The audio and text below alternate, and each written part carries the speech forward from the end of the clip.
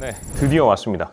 크레얼리티사의 최신형 멀티 컬러 필라멘트를 지원하는 대형 챔버형 3D 프린터 K2 플러스입니다. K2 플러스. 제품은 현재 사전 예약을 받고 있고, 저는 이제 국내 정식 판매사 중 한 곳인 파이토스몰을 통해서 제품을 좀 미리 써볼 수 있는 기회를 갖게 돼서 좀 사용을 해보려고 합니다. 아마 12월부터는 국내에서도 정식적으로 판매를 하지 않을까 생각이 드는데, 좀 미리 써보면서 어떤 특징을 갖고 있는지, 그 다음에 제가 국내에서 K1으로 제일 고통받았던 사람 중 한 명이잖아요. 그래서 K1 사용자 입장에서 봤을 때 과연 많이 개선이 되었는지, 아니면 어떤지, 뭐 기타 등등 한번 알아보도록 하겠습니다. 부득이하게 지금은 이게 바닥에 내려놓고 시작하는 이유가 지금 이게 너무 커요. 이 사이즈가 거의 한 60? 60cm? 60x60 정도 되려나? 더 되려나? 무게가 이게 55kg이라고 하거든요.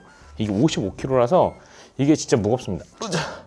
들 수는 있는데 허리 나갈 것 같아요. 그래서 부득이하게 이 박스는 이 바닥에 내려놓고 한번 찍어보도록 하겠습니다. 이게 가까이서 보시면 육중해요. 아주 육중합니다. 그래서 혹시 이 구매를 고려하시는 분들, 이 박스 자체가 워낙 크기 때문에 이렇게 큰 박스 자체를 여러분들이 받아 쓸 수 있다는 점 유념하시고 꼭 구매를 하셔야 될 것 같아요. 상당히 큽니다. 그리고 대신에 이 박스가 워낙 크기 때문에 이 하단부를 놔두고 위를 뚜껑을 열 수 있는 구조로 만들어져 있고, 이 손잡이도 이렇게 있긴 있습니다. 그래서 저는 한번 제거를 해보고 한번 열어보도록 하겠습니다. 자, 이거를 이렇게 열고, 여기 보면 이런 게 있죠. 옆에 부분을 이렇게 제거를 하고, 옆에 부분에 연결 부위를 먼저 제거를 하고, 이렇게 열고, 보통 이런 대형 아주 무거운 3D 프린터는 이런 시스템을 갖추거든요. 그 다음에 위를 열면 안 열리네? 아, 여기도 있구나. 앞쪽 부분도 빼주고, 총 6개, 8개죠. 4방향 2개씩 8개의 박스 잠금 장치가 있고요. 제거를 한 다음에 윗부분을 열면 상단부를 보면 나름 아주 자세하게 설명이 나와 있습니다. 어떻게 꺼내는지에 대해서. 그래서 무식하게 막 박스를 열지 마시고 잠금 장치를 풀고 박스 위를 뚜껑을 연 다음에, 그 다음에 위에부터 나와져 있는 박스를 다 제거하고 본품을 꺼내는 구조죠. 그 다음에 내부에 들어있는 보호 완충제 같은 것도 제거를 하고 사용을 하는 구조입니다. 잘 설명이 되어 있기 때문에 이 내용을 참조하시면 좋을 것 같아요. 자, 이제 잠금 장치를 제거했기 때문에 한번 열어보도록 하겠습니다. 이것도 무거운데 근데? 우와, 이야, 크다. 와, 진짜 엄청 크긴 엄청 크네요, 진짜. 지금 이 박스 자체가 무거워요. 네, 기본적으로 이 포장재 자체가 상당히 무겁습니다. 자, 그리고 화면이 좀 잘 보이도록 각도를 조정하고, 자, 이제 나머지 박스를 좀 제거해 보면 일단 위에 뚜껑이 있고요. 뚜껑을 이렇게 올려보면 이렇게 나오죠. 그 다음에 제가 개인적으로 이거를 좀 개봉하면 느끼는 거는, 혹시 실제 구매해서 사용하실 분들은 이 박스가 없으면 요건 나중에 반품하거나 AS 받을 때 거의 불가능할 것 같거든요. 그 필히 이거는 버리시거나 그러시면 안 되고 잘 보관하셔야 될 것 같습니다. 자, 그 다음에 매뉴얼. 네, 매뉴얼 부분이 있고, 매뉴얼도 이렇게 포장을 해줬네요. 그래서 200만 원이 넘는 제품이다 보니까 뭐 이런 것도 신경을 쓴 것 같습니다. 그리고 뭔가를 공중에 떠 있는 우레탄 폼이 있는데, 열으면은 윗부분이 나옵니다. 지금 이렇게 보면은 위에 눈에 보이는 것들 위주로 먼저 말씀드리면, 이게 뭘까? 뭔가 정체불명의 부품이 있고 칼라 칩셋 같은 게 있고요. 그 다음에 크레얼리티 특유의 조작부가 LCD로 이렇게 나오는 부분이 따로 있고, 여러 가지 요소들이 많이 보이는데, 이건 좀 약간 흡사 크레얼리티 제품이 아니고 벤브랩의 프린터를 보는 것 같은 느낌이 좀 드는 부분이 있습니다. 되게 이런 패키징 자체도 벤브랩 프린터가 워낙 글로벌하게 인기가 많다 보니까 크레얼리티가 많이 참조한 게 아닌가라는 개인적인 생각이 듭니다. 근데 근거는 없어요. 제 개인적인 생각입니다. 자, 이게 다 본체구나. 본체 장치가 엄청 큽니다. 와, 자, 그래서 계속 열어보면 일단 윗부분에 나오는 게 LCD 부분 있고, 그리고 비닐을 벗겨서 빼보면 다양한 부품들이 나오는데, 이게 우리가 흔히 말하는 허브라고 하는 거죠. 허브. 네, 필라멘트 공급을, 멀티 필라멘트 공급을 위해서 허브인데, 지금 4개가 이렇게 들어가는 형태로 만들어져 있는데, 만듦새 상당히 괜찮은데요? 크레얼리티가 되게 신경을 많이 썼군요. 벤브로 묻지 않은 것 같습니다. 네, 그리고 이거는 이제 싱글 필라멘트 사용 시에 필라멘트 거치대 부분인 것 같은데, 이 부분도 상당히 신경 써서 만든 것 같아요. 네, 기존의 제품들은 사실은 유격이 잘 안 맞거나 아니면 뭐 제대로 역할을 못하는 부분이 있었는데, 뭐 여러 가지 형상을 고려해서 이렇게 만든 것 같습니다. 그리고 보너스 액세서리? 네, 보너스 액세서리라는 게 하나 들어있습니다. 이 보너스 액세서리라는 게 하나 들어가 있는데, 뭘까요? 한번 볼게요. 보면 필라멘트 센서 서큐트 보드라는 게 있고, 커터 컷 오프로드라는 게 들어가 있고, 네, 커터 컷 오프로드. 그 다음에 뭐라고 있는 거야? 커넥터. 뭔가 커넥터. 영어를 어렵게 써 있어서 제가 읽기 좀 어려운데. 자, 그 다음에 노즐 와이퍼. 노즐 닦아주는 고무. 이게 추가로 들어가 있고, 필라멘트 커터 뭐 이런 게 들어있는데, 이것도 약간 벤브랩 프린터를 사보신 분들은 아시겠지만 크레얼리티에서는 조금 어색하고 벤브랩 제품 패키지를 뜯을 때 볼 것 같은 그런 구성인데, 뭐지? 이지그랬나 담당자가? 상당히 영향을 준 것 같습니다. 네, 재밌는데. 또 요게 뭘까요? 뭔가 큰 게 들어가 있는데, 아 설마 이거 공구 툴킷인가? 설마? 와, 야, 크레얼리티가 200만 원짜리 넘는 프린터를 사니까 공구를 이렇게 주네요. 이야, 좋은데? 열어서 보면, 와, 맞네. 공구 툴킷입니다, 여러분. 와, 이거 좀 괜찮네. 하긴 이게 뭐 40만 원짜리, 30만 원짜리도 아니고 200만 원이 넘는 제품인데 이 정도는 줘야죠. 들어있는 거는 뭐 니퍼나 육각 렌치. 근데 육각 렌치의 퀄리티가 그렇게 좋아 보이진 않습니다. 네, 약간 이가 잘 갈릴 것처럼 생겼고, 그리고 USB 메모리는 우리 중국산 프린터 사신 분들 익숙한 그 디자인, 네텍이라는 회사가 만드나 어쨌든 그거 비슷한 게 들어가 있고, 육각 렌치 이렇게 들어가 있고, 개별적으로 보면 그렇게 고급진 느낌은 아닌데 그래도 기존의 크레얼 제품군에 비하면 진짜 일치월장할 만큼 아주 디자인 아이덴티티도 나름 잘 살리면서 잘 만든 것 같습니다. 이런 게 들어가 있고, 그 다음에 테프론 튜브 및 커넥터. 네, 테프론 튜브와 커넥터를 위한 데이터 케이블이겠죠? 그런 게 들어가 있고, 그 밖에는 노즐이 별도로 들어가 있습니다. 노즐. 기본 장착되어 있는 노즐인 건지 여분인지 좀 봐야 될 것 같아요. 그리고 노즐이 이렇게 들어가 있어요. 유니콘 노즐이라고 하죠. 근데 유니콘 노즐이긴 한데 자세히 보니까 K1C나 최근에 나왔던 K1 Max랑 조금 다른 것 같아요. 아무래도 이번에는 멀티 필라멘트 공급을 위해서 디자인이 좀 바뀐 걸로 알고 있는데, 그 익스트루더 부분에, 헤드 부분에 디자인이 바뀌었죠. 그거를 고려해서 나온 게 아닐까 좀 생각이 듭니다. 그리고 그 다음에 스크린을 설치하려면 그냥 설치되는 게 아니고 스크린 베이스라는 걸 설치를 해야 된다고 합니다. 스크린 베이스라는 부품이 따로 있고, 파워 케이블, 육각 렌치인데 이건 그냥 육각 렌치는 버퍼 스크류라는 게 있대요. 버퍼 스크류. 이건 아마도 그 멀티 필라멘트 허브를 위한 건지 아니 필라멘트 센서를 위한 건지 모르겠는데 이런 게 별도에 들어간다고 하고, 그리고 이런 게 있습니다. 이런 거. 이게 뭘까? 야, 진짜 이거 벤브에서 이직한 거 아닙니까? 벤브랩도 이런 거 넣어주는데 이제 크레얼리티 이런 거 합니다. 뭐 특허에 안 걸리니까 하는 거겠죠? 네, 서로가 서로 영향받으면서 뭐 소비자는 입장이 좋은데 재밌는 것 같습니다. 자, 그래서 상단부를 구성하고 있는 부품들은 이 정도가 될 것 같고, 이렇게 또 열어보면, 그 다음에 보이는 것들은 이렇게 보이죠. 그래서 일단 필라멘트가 2개 나오네요. 이게 아마 멀티 필라멘트를 지원하는 모델이다 보니까 하이퍼 PLA 레드, 이거 하이퍼 PLA 레드입니다. 하이퍼 PLA 레드와 그리고 하이퍼 PLA 블루, 레드와 블루 이렇게 주고, 2개만 주나? 4개 안 주나? 치사하게 4개는 안 주나 봅니다. 그리고 내부로 들어가면 이걸 이렇게 빼야 되는군요. 사이드에서 이렇게 이거를 옆에 있는 걸 빼주고 포장재들을 빼줍니다.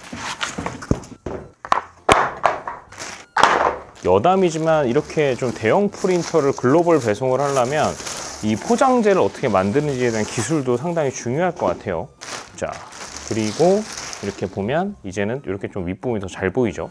제가 봤을 때는 이거를 세팅하기 위해서는 그루마는 필수인 것 같습니다. 무거워. 좀 가진 않네. 보면은 이쪽 부분은 케이블 쪽인 것 같고, 일단 요것도 열어보면, 야, 이게 포장 벗기는 거 일입니다. 상당히 많아요.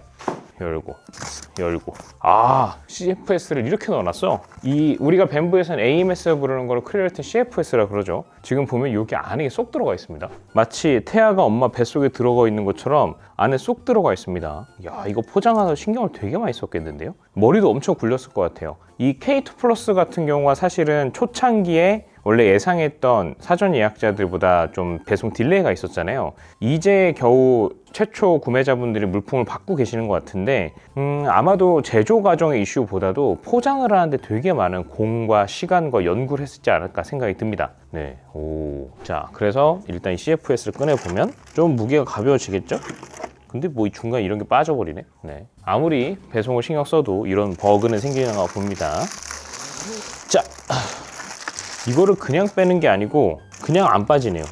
뭐 이런 걸 좀 빼고 해야 되는 거 봅니다. 매뉴얼을 볼 때 온 것 같아요. 그냥 뺐다니 값비싼 프린터가 망가져 버리기 때문에 크레얼리티 이렇게 퀵 인스톨레이션 가이드라는 걸 제공하고 있습니다. 한번 좀 살펴보면 여기에는 그냥 이미 다 꺼냈을 때부터 설명이 나와 있네요. 그럼 이때 어쩔 수 없이 박스를 보고 참조를 해야 될 것 같습니다. 네, 이제는 바로 위에서 꺼내는 게 아니고 이 프린터를 외부로 빼준 다음에 내부에 있는 뭐 고정 나사 같은 걸 제거하고 빼야 되는 것 같아요. 그래서 이건 잠깐 이걸 좀 정돈하고 계속 진행하도록 하겠습니다.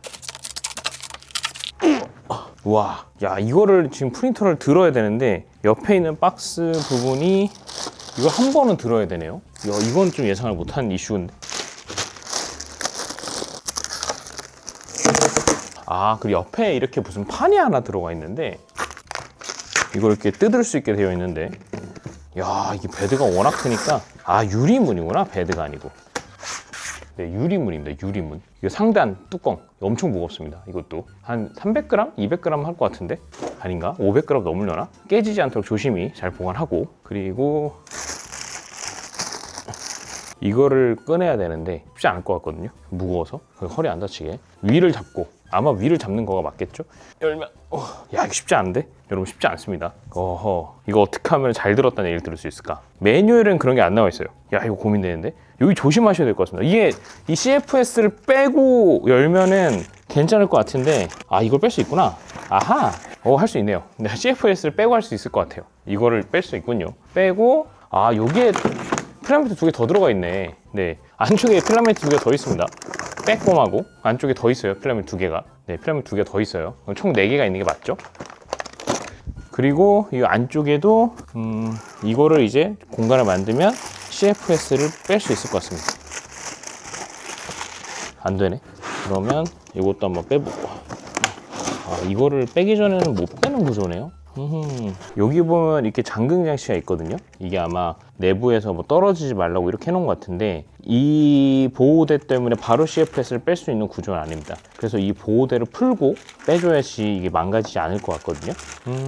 그러기 위해서는 일단 어쨌든 이 제품을 좀 올려놓고 앞문을 열어가지고 하는 작업을 해야 될 것 같아요. 어쩔 수 없이 최대한 무게를 좀 낮춰서 CF 자체도 무게가 꽤 될 테니까 이걸 빼고 본체만 들려고 했는데 그건 쉽지 않을 것 같습니다. 자, 그래서 이걸 어쨌든 들면 그래도 이제 많은 부품들이 좀 빠져갖고 아까보다는 조금 덜 무거워요. 무겁긴 여전히 무거운데, 왜냐면 요것만 무게가 그래도 한 몇 킬로 나갈 것 같거든요. 상당히 무겁습니다, 박스가. 아무래도 크레얼리티가 워낙 K1이나 K1 맥스를 글로벌 판매하면서 파손 이슈로 많은 AS를 겪다 보니까 아예 아싸리 무겁더라도 이거를 좀 해결할 수 있는 방안을 확실히 패키지를 되게 튼튼하고 무겁게 한 것 같아요. 네, 뭐 개인적으로는 좀 난이도가 있는데 뭐 옳은 생각인 것 같습니다. 이 문짝도 괜히 깨지지 않게 강 건너, 바다 건너 안전하게 하는데 여기서 또 깨지면 안 되잖아요. 그래서 보호 필름도 이렇게 제거해주고.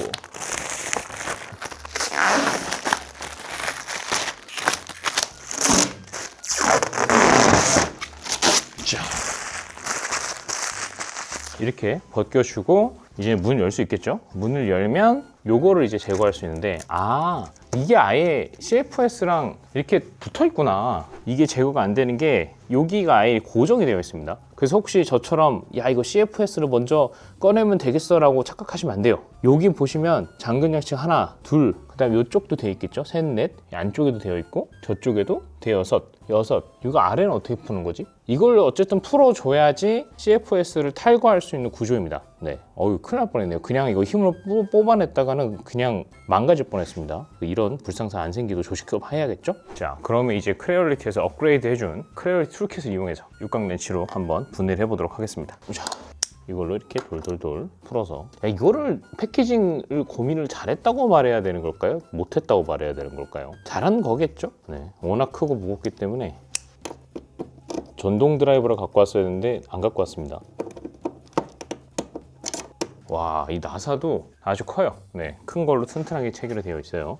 그래서 일단 먼저 이 4개만 아마 빼면은 CFS 자체는 위로 탈거가 될 것 같아서 빼고 한번 위로 빠지는지 보겠습니다. 빠지겠죠? 짠! 근데 이게 CFS는 또 가볍네. 여러분, 생각보다 이건 또 가볍습니다. 그렇게 무겁지가 않아요. 뭐지? AMS나 아니면은 애니큐빅의 에이스에 비해서 좀 가벼운 것 같아요. 그리고 나머지 것들도 이렇게 빼주면 뭐가 많네요. 상당히 많습니다. 자, 네, 기본적인 탈거는 이제 이 가이드만 제거해주면 될 것 같습니다. 근데 이게 지금 상당히 꽉 껴 있어서 가급적은 전동 드라이버 쓰십시오. 힘드네요. 이거 쉽지 않은데? 이 각도가 안 나와서 야, 이거 쉽지 않습니다. 요게 좀 별로예요. 이게 손잡이는 여기 있는데 뒷부분은 미끄러운데 지금 각도가 안 나와서 요걸로는 안 될 것 같고 구간이 명간이다. 와, 이거 너무 꽉 껴있는데? 와, 이거 너무 꽉 껴놨는데?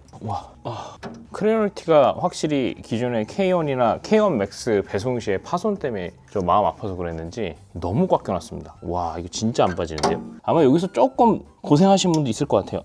이거는 뭐 패키징에 따라 좀 다를 수 있을 것 같긴 합니다. 모두가 다 이런 건지 아니면 그냥 제가 복불복에 실패한 건지는 모르죠. 진짜 빡빡하네. 이건 좀 여기 난항이 좀 있을 것 같습니다. 각도가 잘 안 나와요. 지금 영상에 찍히는 것처럼 각도가 잘 안 나와서 쉽지 않습니다. 어쨌든 탈거 완료. 야, 이거 빼는데 제일 시간 오래 걸렸습니다. 지금까지는 예상치 못했죠. 손 아파. 땀이 나네, 땀이 나. 그리고 이제 위에 있는 거 요거. 이거는 뭐 쉽게 빠지지 않네. 이거 너무 많은데 이거? 잠깐.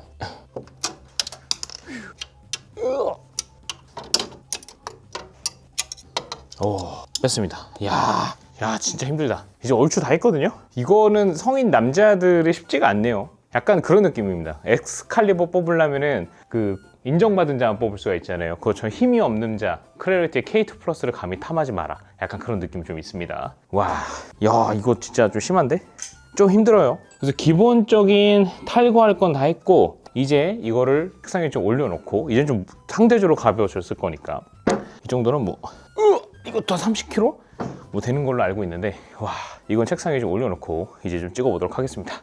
추가적으로 이게 뭐가 너무 많아서 보시면은 지금 그냥 기본 포장만 벗겼는데 이건 뭐 CFS긴 하고 각종 쓰레기들이 이제 어마어마하게 나오고 있습니다. 패키지와 쓰레기. 근데 막 버리시면 안 되고 나중에 AS나 아니면은 반품 뭐 기타 등등 고려할 거면은 혹은 뭐 보관을 위해서라도 이거 버리지 않고 잘 정리해 놔야겠죠. 그것도 잊지 마시고 저도 이거 언제 다 정리하나 싶은데 자, 어쨌든 한번 올려놓고 이 포장 벗기는데 힘들 줄 몰랐습니다. 올려놓고 계속 찍어보도록 하겠습니다. 네, 이 묵직한 친구를 책상에 지금 올려놨습니다. 이제 좀 보기 좋죠. 네, 이제는 기본적인 연결들을 하고 한번 구동 테스트를 해볼 건데 일단 진짜 무겁습니다. 여러분들 허리 조심하십시오. 크레널티가 왜 이렇게 크게 만들었는지에 대해서는 사실 좀 할 얘기가 많은데 이건 향후에 다른 영상에서 한번 다뤄보도록 하고 오늘은 일단 개봉기와 초기 세팅에 집중해 보도록 하겠습니다.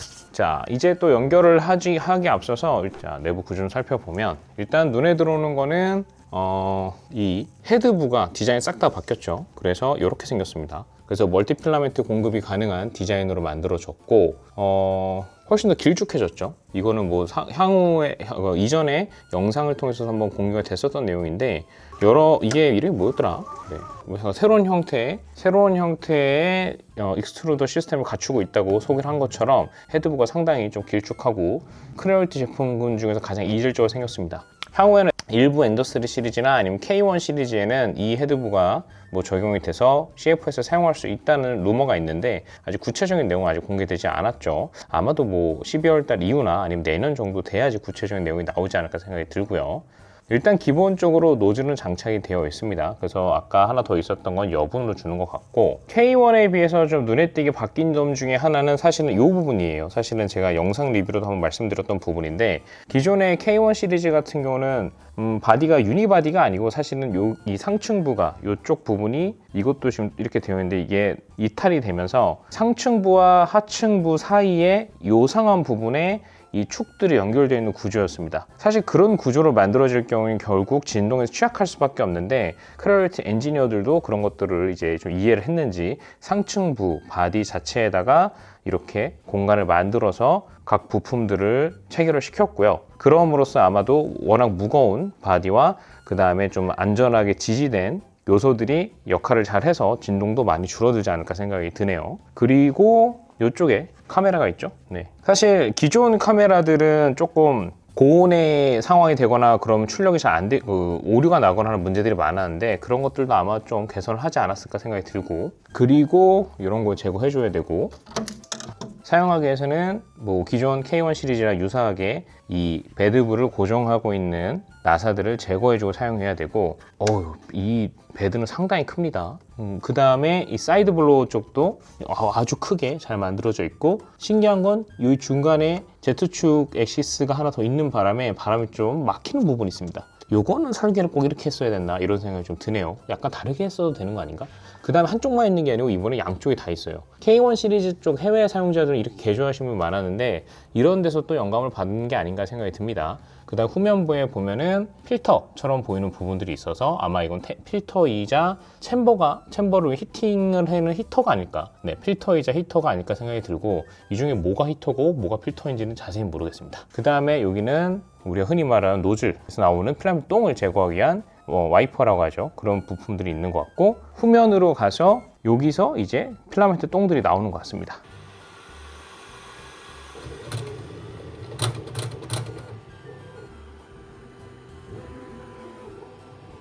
그래서 여기 두 개에서 바람이 나가고, 후면 쪽 보면은 전원을 넣는 부분이 있고, 그 다음에 CFS와 통신하기 위한 데이터 케이블 연결하는 부분, 그 다음 유선 랜을 지원하고 있습니다. CFS 좀 살펴보면, CFS 후면 보면은 이 두 개가 있죠. 여긴 뭐지? 이런 게 있네요. 필라멘트 나가는 부분인가 모르겠는데 뭐 이런 게 있고, 또 여기에 보면 필라멘트 나가는 부분이 있는 것 같죠. 이거를 CFS를 열어보면 잠근 장치가 옆에 이렇게 있고, 잠근 장치를 위로 이렇게 해주는 구조일 것 같습니다.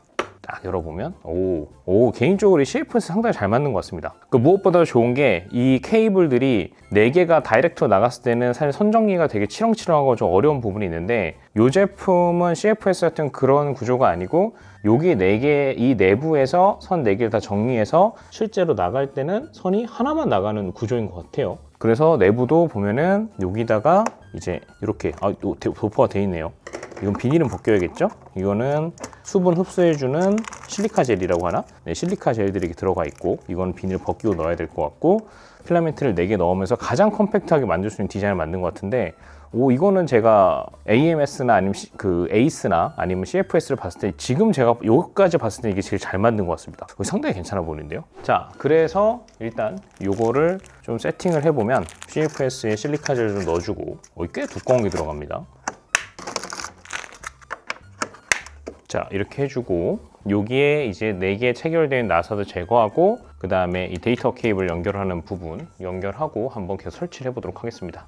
이 LCD 조작부를 연결하기 위해서는 먼저 요거를 연결해 줘야 됐었죠. 스크린 베이스라는 게 있습니다.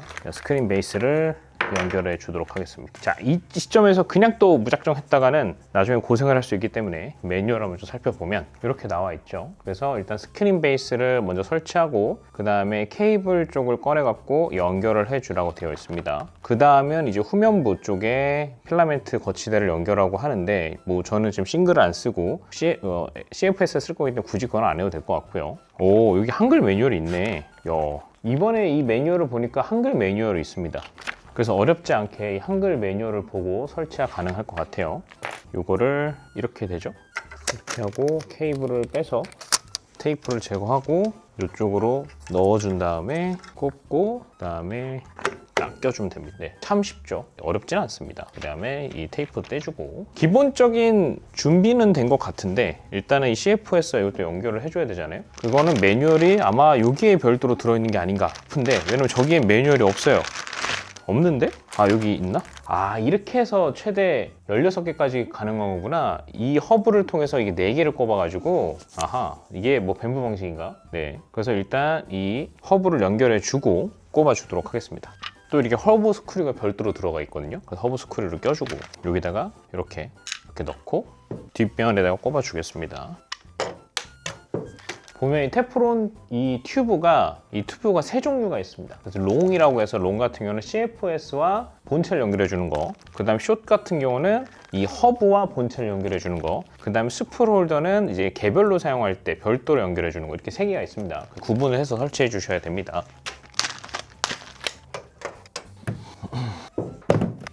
이게 테프론 튜브가 짧아갖고 무조건 위에 올려야 되네요. 위에 좀 올려놓고 하겠습니다. CFS 기본 구성의 저 튜브 길이가 짧아가지고 얘는 위에 올려놓고 해야 되는 시스템이에요. 자, 이렇게 올려놓고, 그 다음에 데이터 케이블도 연결해주면, 이 데이터 케이블 이렇게 2종류가 있거든요. 데이터 케이블 2종류가 있어서, 하나는 허브와 CFS를 연결해주는 거, 하나는 본체와 CFS를 연결해주는 방식입니다. 그래서 일단 긴 거는 본체와 CFS, 우측에, 그다음에 짧은 거는 허브와 CFS. 짠. 약간 좀 거추장스럽게 됐지만 어쨌든 다 됐고요. 그래서 좀 살펴보면 좀 복잡해 보이긴 하는데, 일단은 허브가 이렇게 연결이 됐고요. 허브에 이 4개의 구멍이 있는 방향은 우측으로 하고, 왼쪽은 이렇게 연결해서 여기 약간 좀 설치하기 좀 힘듭니다. 잘 맞춰서 껴주시고, 이렇게 위로 올라가서 본체와 연결되는 부분에 연결해 주시고, 그 다음에 지금 최대 16개까지 되지만 일단 저 하나만 쓸 거기 때문에 4개죠? 4개씩 하나씩이니까 하나만 해서 이렇게 쭉 올라가서 요거와 CFS를 연결해 주고, 그 다음에 케이블을 연결해 줘야 되는데 케이블이 2개가 들어갑니다. 먼저 우측에 있는 거, 우측에 있는 케이블을 쭉 내려와서 본체 데이터 케이블 연결하는 쪽 연결해 주고요. 그 다음에 짧은 거는 이렇게 기역자로 꺾여 있어요. 짧은 거는 허브와 쭉 올라가서 CFS의 왼쪽과 연결해 주면 되는 구조입니다. 조금 복잡해 보이지만 이런 식으로 연결을 하면 되는 것 같습니다. 자, 그럼 이제 구분홍선을 넘었죠. 자, CFS는 별도의 전원을 연결하지 않기 때문에 이 본체 이 전원만 연결하면 끝입니다. 본체 그 전원 연결하고 한번 구동을 해보도록 하겠습니다. 전원 연결했고요. 켜주면 크레어리티. 오, CFS도 바로 불이 들어오죠. 이건 조금 이제 줌을 해서 좀 살펴보도록 하겠습니다. 구동이 되고 있고, 여기는 지금 현재 22도, 습도는 50%라 되어 있습니다. 지금 뭐 아무것도 들어간 상태는 아니고, 그렇죠? 초창기 구동은 좀 시간이 걸리네요. 바로 빠릿빠릿하게 딱 되는 느낌은 아니고 약간 좀 시간이 걸리는 것 같습니다. 자, 초기 설정을 할 수 있는데 매뉴얼에서는 한글이 있었지만 아쉽게도 기본 본체에서는 한글은 없고 중문과 영어만 있습니다. 잉글리시 선택하고요. 그 다음에 4개의 스크류를 제거하라고 했는데 그건 해줬죠. 그래서 그건 넘어가면 될 것 같고, 그 다음에 내부에 혹시라도 다른 게 있나 좀 확인을 하라고 합니다. 뭐 부속품이 빠진 게 있나 없나, 없는 것 같고, 네, 별 문제 없으면 넥스트. 자, 그 다음에 뭐 사용자 약관 확인하고, 네트워크는 세팅을 일단 스킵하도록 하겠습니다. 그 다음에 시간이 UTC 8, UTC 9죠? 한국 시간을 맞춰주고, 그 다음에 글로벌 사용 제품을 인터내셔널 쓸 거냐 아니면 로컬 제품을 쓸 거냐 선택해야 돼서 인터내셔널 선택해주고요. 자, 그 다음 셀프 체크를 시작합니다. 셀프 체크는 이 진동 보정과 오토 레벨링을 진행하게 되는데 한 시간이 좀 걸릴 수 있기 때문에 한번 진행해 보도록 하겠습니다. 스타트 디텍팅. 지금 셀프 체크를 시작하고 있고, 초기 노즐 히팅, 핫 앤드 히팅, 힛 브레이크 팬, 모델 팬까지의 과정이 진짜 순식간에 지나갔어요. 원래 이것도 좀 시간이 좀 걸렸던 걸 기억하는데 정말 순식간에 지나갔고, 약간의 기계적인 소음은 분명히 존재하는 것 같습니다. 지금 이제 인풋 쉐이핑을 시작하는데 과연 여기서 얼마큼 시끄러울 것이냐. 제가 최초에 이제 K1 시리즈 썼을 때 처음에 인풋 쉐이핑이 너무 시끄러워서 놀랐었거든요. 근데 K2 플러스는 과연 어떨지 좀 궁금합니다. 지금 소음이 들리시죠? 윙 하는 지금 소음이 들리고 있는데, 오, 엄청 빠르게 지금 움직이고 있습니다. 오, 뭔 소리야? 꽉꽉 소리가 나고. 오, 엄청 시끄러운데? 놀라지 마십시오. 000 포인트를 측정하기 위한 방식인데 처음에는 좀 많이 놀랄 수가 있죠. 아마 방금 그 소음의 원인일 것 같은데 지금 오류가 났습니다. 걸림이, 오, 난리다. 뭔가 걸림이 있나 봅니다. 이건 다시 확인 한번 해봐야 될 것 같아요. 지금 보면은 방금 에러가 나고 오토 레벨링 과정에서 계속 여기서 반복이 되고 있습니다. 아마도 00 포인트를 측정하는 과정에서 뭔가 오류가 생긴 것 같은데, 이 부분을 일단 좀 해결하기 위해서 일단 재부팅을 한번 해야 될 것 같습니다. 아직 이 초창기 제품이라서 크레어리티 제품답게 약간 이런 이슈는 계속 존재하는 것 같습니다. 네, 다시 재부팅을 하니까 지금은 좀 제대로 되고 있습니다. 역시 문제가 생겼을 땐 재부팅이 답인 것 같고, 크레어리티 초기 제품은 이런 이슈들이 좀 있어서 초기에 제품을 구매하시는 분들은 아무래도 이런 문제를 좀 겪을 수 있을 것 같은데, 가급적이면 AS 및 지원이 편한 국내에서 구매하시는 게 워낙 고가 제품이다 보니까 스트레스가 적지 않을까 생각이 듭니다. 네, 우여곡절 끝에 이제 인풋 쉐이핑이 지금 들어갔는데, 아까는 아마 초기 포인트를 잡는 게 실패가 났던 것 같고 그 이슈가 해결이 되니까 인풋 쉐이핑이 진행되고 있습니다. 그리고 지금 한번 만져보면 아직은 그렇게 진동이 많이 나오진 않는데, 원활한 인풋 쉐이핑을 위해서는 일단은 손을 떼고 한번 측정을 계속 해보고, 셀프 테스팅이 완료가 되면 계속 이어서 찍어보도록 하겠습니다. 네, 셀프 체크인이 완료가 됐고요. 이제 기본적으로 사용을 할 수 있는 준비가 되었습니다. 그래서 기본 벤치 데이터를 한번 출력해 볼 건데, 일단 CFS를 한번 연결해주고 하도록 하겠습니다. 개인적으로 소음은 좀 있는 것 같아요. 소음에 대한 부분은 나중에 좀 상세 살펴보기 위해서 좀 살펴보려고 하는데, 소음이 막 적지는 않은데 뭐 그렇다면 엄청 심한 느낌은 아닙니다. 자, CFS를 연결해주고, 보면 이렇게 지금 샘플로 기본 제공되는 4개의 필라멘트를 지금 개봉해 놓은 상태인데 약간 치사한 부분이 이게 500g씩만 줍니다. 이 스풀 자체는 1kg짜리 스풀이 맞는데 500g만 줘요. 그래서 뭐 주는 게 어디냐라는 생각이 들 수 있지만 그래도 이게 200만 원이 넘는 제품인데 이거 정도씩은 하나씩 다 줬어야 됐던 게 아닌가 좀 생각이 드는 부분이 있습니다. 자, 그래서 일단 넣는 부분은 일단 뚜껑 열고 뭐 색깔별로 하얀색, 검은색, 빨간색, 파란색에 넣어보겠습니다. 먼저 하얀색. 이게 듣기에는 이번부터는 이제 이 하이퍼 PLA에 RFID가 뭐 들어가 있다고 뭐 그렇게 들은 것 같은데 인식이 잘 되는지도 궁금하고 한번 해보도록 하겠습니다. 이렇게 넣고 이렇게 넣어주면 쭉 빨려 들어가죠. 그 다음에 약간 요사스럽게 들어가는데 엄청 좀 약간 과격하게 들어가고 있습니다. 이 부분도. 그래서 검은색, 그 다음에 빨간색, 마지막은 파란색. 자, 그리고 제어 부분에서 제대로 인식이 되는지 확인해보면 이 뚜껑을 닫아주고요. 잠가주고 필라멘트 부분을 가보면은 지금 보시는 것처럼 하얀색, 검은색, 빨간색, 파란색으로 잘 인식이 된 걸 확인할 수가 있죠. 네. 자동으로 이 RFID가 어디에 지금 붙어있는지 모르겠지만 잘 인식이 된 것 같습니다. 그리고 이거에 대해서 온도나 그런 걸 조절하는 부분은 어디인지 모르겠는데 이건 좀 나중에 좀 살펴봐야 될 것 같습니다. 습도 부분이 습도 여기 있네요. 습도 버튼 조그만 게 있어 눌러주면 지금 하이, 노멀, 미디움 이렇게 있는데 요거는 하이, 노멀 자동으로 되나 봅니다. 네, 그 다음에 각 필라멘트를 선택했을 때 뭐 종류나 그런 거를 확인할 수 있는 것 같고 변경은 불가능한 것 같아 보입니다. 요거는 어떻게 나중에 되는지 좀 궁금한데 C를 지금 클릭하니까 뱅글뱅글 도는데 제가 이걸 클릭했을 뿐이거든요. 지금 공급이 되나 봅니다.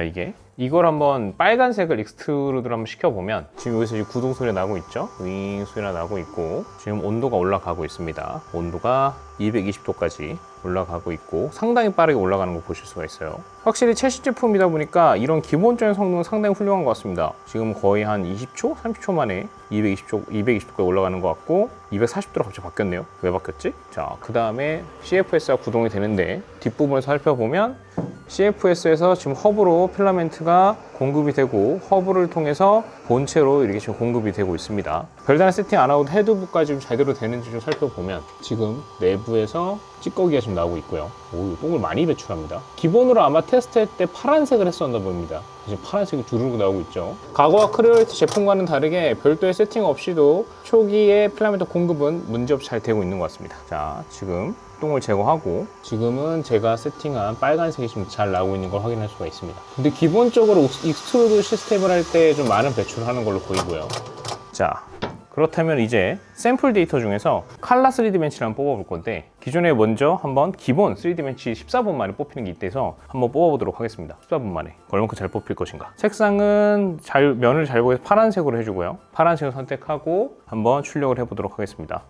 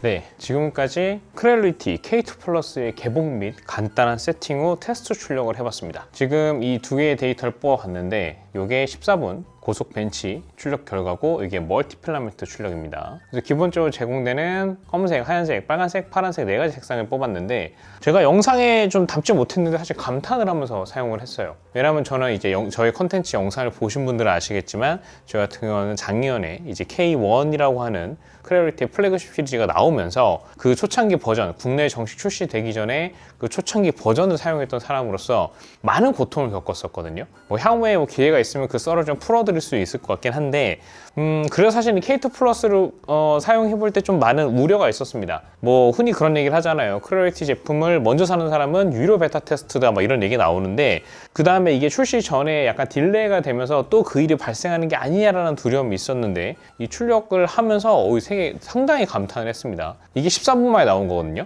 그래서 우리가 이제 이런 고속 출력을 좀 해보신 분들은 아시겠지만 이게 막 결이 완벽하거나 그렇다고 말할 수는 없습니다. 지금 자세히 보시면은 이게 파란색도 잘 보이긴 하지만 이게 14분 치고는 그래도 상당히 잘 나온 결과물이죠. 그 다음에 멀티 필라멘트도 크레어리티가 이 멀티 컬러 필라멘트를 처음 해보는데 이 정도면 상당히 훌륭하다는 생각이 듭니다. 네, 이거 진짜 감탄했어요. 그래서 이 크레어리티가 정말로 이가 알고 만든 제품이 아닌가 그런 생각이 듭니다. 물론 잠깐 써본 입장, 그 다음 첫날의 첫인상 입장에서는 좀 우려되는 부분도 있습니다. 첫 번째는 일단 너무 무거워요. 너무 크고 너무 무거워서 개인 사용자들이 구매해서 사용하고 세팅하기엔 좀 많은 무리수가 있지 않을까라는 우려가 좀 들고 이거를 해외 직구를 사서 구매하는 거는 제가 봤을 때는 좀 어려울 것 같습니다. 만약에 이 초기 제품을 받았는데 불량이 생겼다 그러면은 거의 요거는 다시 포장해서 보내는 게 불가능할 정도거든요. 뭐 가능은 하겠지만 상당히 번거로울 것 같아요. 저는 일단 못할 것 같습니다. 네, 그래서 가급적이면 국내 정발이 됐고 그 다음에 요즘 환율이 되게 비싼데 상대적으로 괜찮은 가격이 나왔기 때문에 특히 지금 사전 예약을 좀 하고 있잖아요. 그래서 하단 링크 보시면 사전 예약 정보 보실 수 있으니까 꼭 한번 참조하시면 좋을 것 같고 그 사전 예약을 통해서 구매했을 때는 꽤 메리트가 있을 것 같습니다. 국내에서 구매하는 것 자체가 분명히 좀 메리트가 있을 것 같고 뭐 이거 판매사들이 어떤 정책을 갖는지는 모르겠지만 이건 설치형 서비스를 조금은 제공을 해야 되지 않나라는 생각이 좀 드는 부분이 있어요. 그 다음에 이게 지금 워낙 크고 무겁기 때문에 네, 지금 보시는 것처럼 지금 출력 중인데 이게 뚜껑을 이렇게 닫아놓고 다 밀폐해놓고 쓰다 보니까 사실 소음이 그렇게 시끄럽진 않죠. 그래서 사실 이 정도 소음이면 사무실 한 켠이나 그런 놔두고 사용할 수 있을 것 같습니다. 근데 이걸 좀 열면 좀 많이 시끄럽죠. 네, 지금 소음이 잘 들어가는지 모르겠는데 이 뚜껑을 열고 닫고의 소음 차이가 좀 큽니다. 그래서 이 부분은 아무래도 이번에 이 K2 플러스 같은 경우는 풀 챔버 방식이 되면서 후면에 있는 쿨링 시스템이라든지 그런 걸 신경 썼기 때문에 거의 그냥 닫고 쓰셔도 될 것 같은데 이런 부분도 사실은 구매를 고려하신 분들한테는 꽤 중요한 셀링 포인트가 될 것 같다는 생각이 듭니다. 제가 한번 소음 측정해 보니까 출력 중에는 그래도 이 뚜껑을 열고 출력했을 때는 한 57, 한 58, 가끔 60dB까지도 높게 측정이 되는데 그래도 이게 워낙 크고 무겁다 보니까 소음이 줄어드는 효과가 분명히 있는 것 같습니다.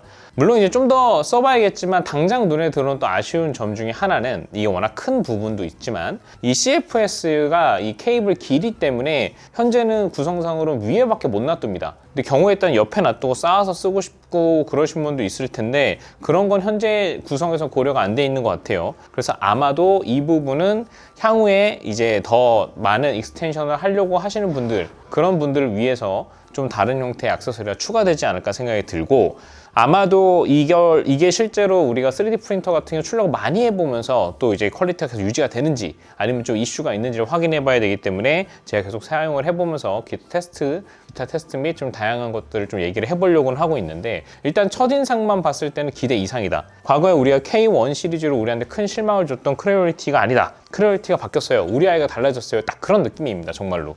그래서 혹시 K2 플러스를 좀 구매를 고려하신 분들은 일단 제 기준으로 봤을 때는 일단 첫인상은 상당히 훌륭합니다. 과거에 있었던 K1이나 K1 맥스와 같은 이슈는 발생하지 않을 것 같다는 생각이 들고 기회가 있다면 꼭 주변에서 한번 K2 플러스를 써보시고 구매도 한번 고려해 보시면 좋을 것 같습니다. 저는 이제 이 K2 플러스를 갖고 좀 사용을 해보면서 뭐 기본적인 VFA 테스트라든지 아니면 볼륨 스피드 테스트라든지 아니면 기타 출력물 테스트 등을 해보면서 또 한번 컨텐츠로 여러분들의 소개를 한번 해보도록 하겠습니다. 오늘 영상은 여기서 마치도록 할게요. 구독과 좋아요도 부탁드릴게요. 감사합니다.